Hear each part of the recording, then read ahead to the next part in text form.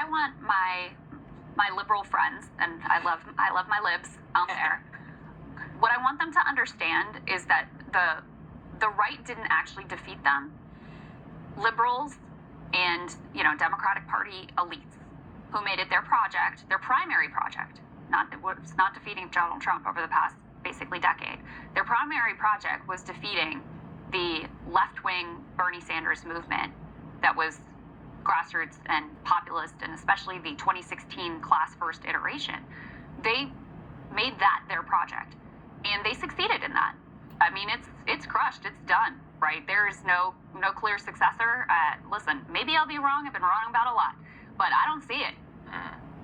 You all defeated the movement that had a chance to be a competing vision. And you mentioned AMLO and Claudia Sheinbaum. AMLO is, not exactly like Bernie Sanders. Obviously, it's a different cultural and political context, but a lot of similarities there. And he was one of the most popular leaders in the entire world, including through a time that did include, massive inflation and COVID and unrest, all that stuff. And he continued to be incredibly popular and was able to basically name his successor. As I mentioned before, just ask yourself, who were the strongest supporters of Bernie Sanders? What was his coalition? And it was predominantly working class. Many of the donors, contributors, was Walmart, Amazon, Starbucks. Remember how we used to cover that? Teachers also were a big part of that. It was predominantly working class. Latinos loved Bernie Sanders, T.O. Bernie. That was a 2020 iteration of Bernie in particular. They really capitalized on that support.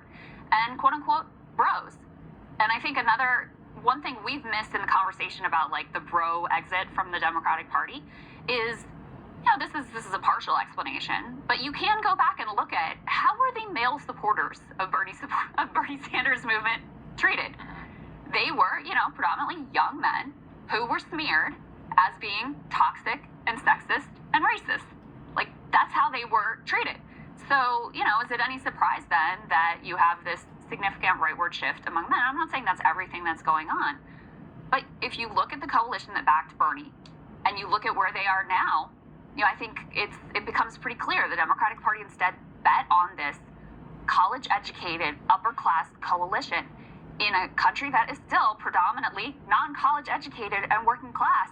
And these are the results. I mean, to me, that's pretty clear. So that's what I want people to really understand, is that the Democrats, the liberals in the Democratic Party really did this to themselves by making it such a focus and succeeding beyond, anyone's wildest dreams in crushing the part of the party that had the most appeal to working class voters and had a chance, no guarantees, had a chance of actually competing with the vision of Trumpism. So, to me, like, a lot of the die has already been cast.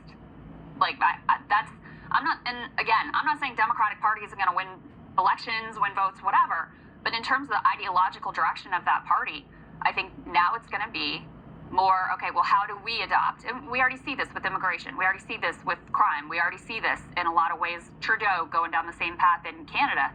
How do we do like a kinder, gentler version of Trumpism? And, that'll sell. Bill Clinton, that's what he did in the 90s. He embraced neoliberalism, did a Democratic Party version of it. There will still be, don't get me wrong, there will still be very fierce surface level battles over things like immigration and cultural issues.